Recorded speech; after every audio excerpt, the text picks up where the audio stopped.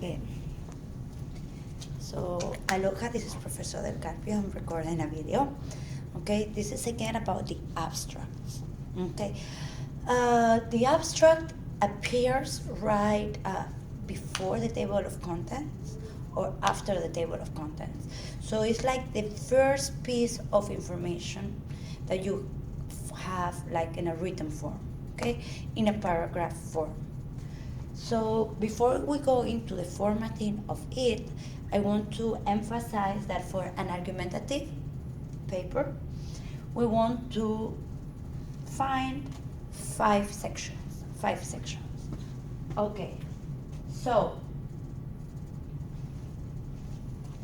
the first section is going to be the background information. When you were working on your index, you were adding a little bit of background information, why it's like creating the importance of your paper.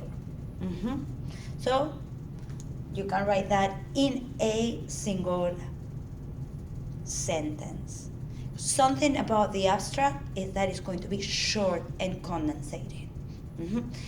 How long for this type of paper?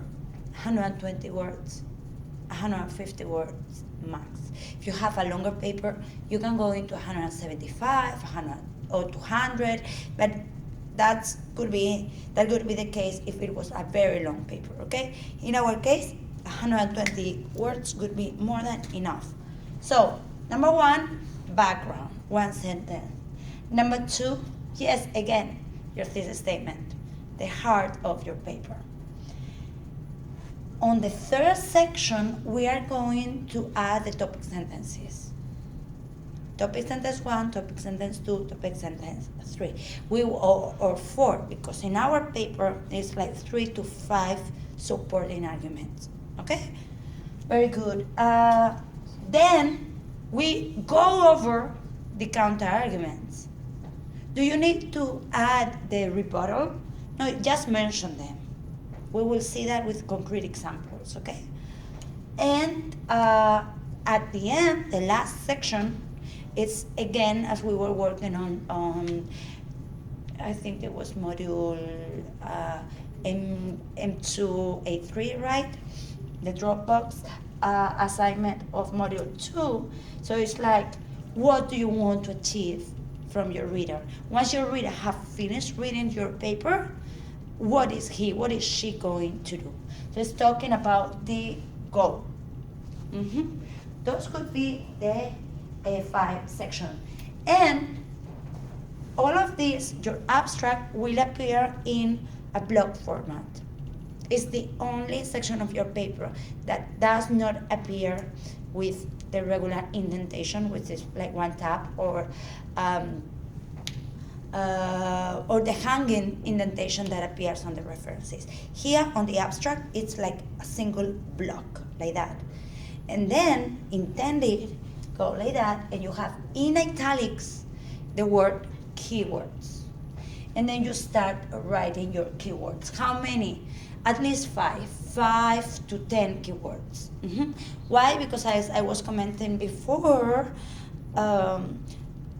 when publishing this on the academic community, okay, there are some research, or when doing research, those keywords are going to be the first ones that appear.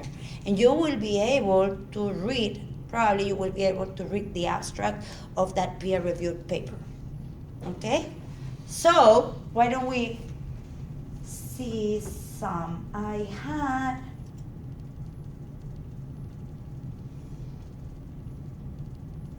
like the introduction, the thesis statement, and we will have like some introductory sentences, okay, to introduce the section 3. Section 3 is your supporting argument. So something like, this research will touch upon A, B, and C. Furthermore, moreover, not only will this paper touch upon A and B, but also about C. This is another way of creating that fluidity and consistency, okay? We wanna join things together using parallel structures, all right? So Simple. We don't have to be fancy. You can copy and paste your topic sentences. Yes, you are welcome to do that, okay?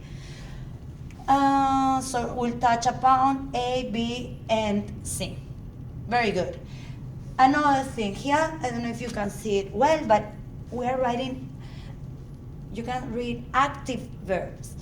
I mean, when I'm talking about active verbs, there is a misconception that when writing formal English, you have to use a lot of the passive voice. And that's a mistake. Okay, it's a misconception. Active verbs create that fluidity. When you are reading, you want to keep on reading. Okay, so will touch upon, will show, the reader will be able to do A, B, C. Okay, so always you use this formal neutral tone. So you maintain that objectivity. So it's more convincing as well. All right, then section 4, we talk about the counter-arguments. And again, some argue that, some may believe that A, B, and C. And then we review that. So, nonetheless, the paper will refute these inaccurate arguments. You don't have to give your rebuttal. You don't have to give your response at this point. Okay? Just mention. This paper will show that these arguments are inaccurate or are weak or there's lack of information about the previous arguments. Very good. And the last part of your abstract, it's like those implications, the goal. At the end of the paper, the reader will have a better understanding of this, whatever you want to write. Again, in a single sentence. And then we find like the keywords. All right? So why don't we see some real examples of students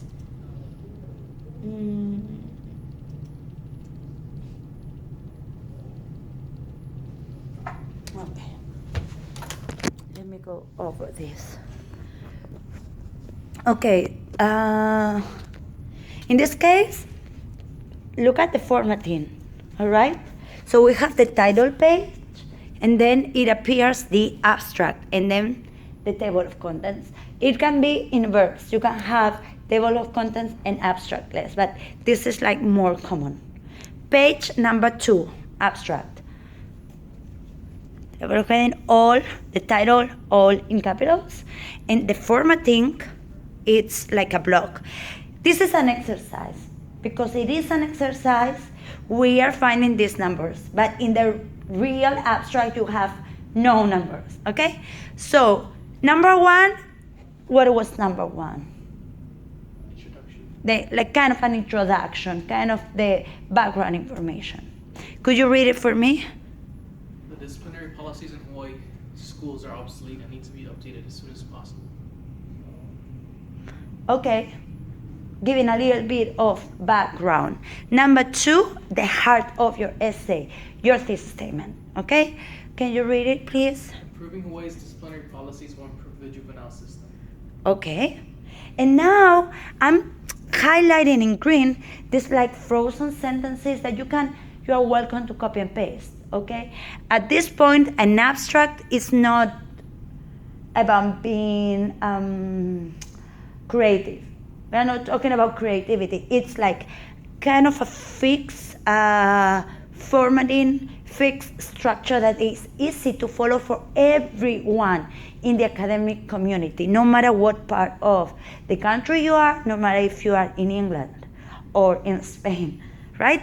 So we got this research paper will touch upon how having proper proper education or proper disciplinary policies will keep our youth in school and help students to engage with other peers. Now, notice that the student is using some transition words, okay? Additionally, it's talking about the students, okay? They will feel they are part of the community, part of society. Moreover, This paper here was this research. So you can say this research will touch upon, and then this paper, to avoid redundancy, will demonstrate that. So you keep on providing some topic sentences. Now, this is the section 4. Some may believe that this is a good idea to use this type of modal verbs because it is good, it is more than welcome to acknowledge the opposition. And yes, you want to bring some strong arguments of the opposition, getting the other people's shoes, but using these modal verbs as like some may believe, may argue, yes, you are acknowledging them, but your point is stronger. Okay, so this is a tactic. That's why we use this type of modal verbs. May, might, believe, that. Nonetheless, nevertheless,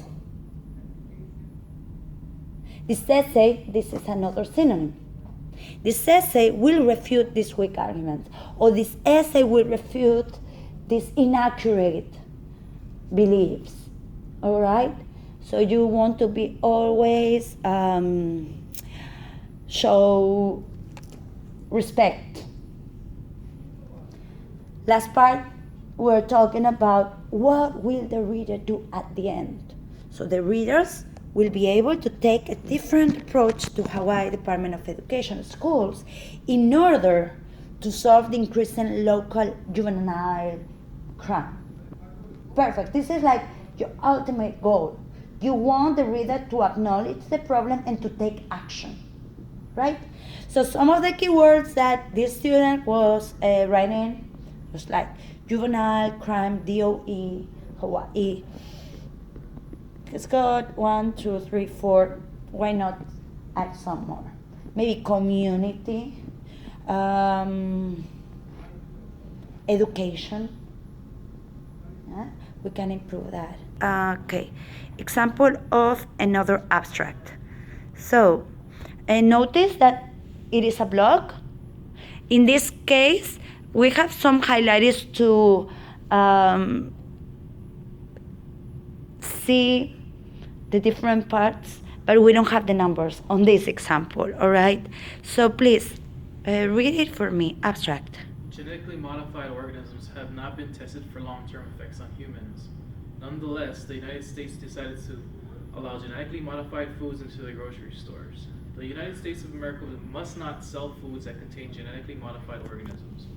Okay, so in this case, it's more than one sentence. It's okay, all right? Sometimes it's okay if it's more than one sentence, but make sure it's not too long, your introduction.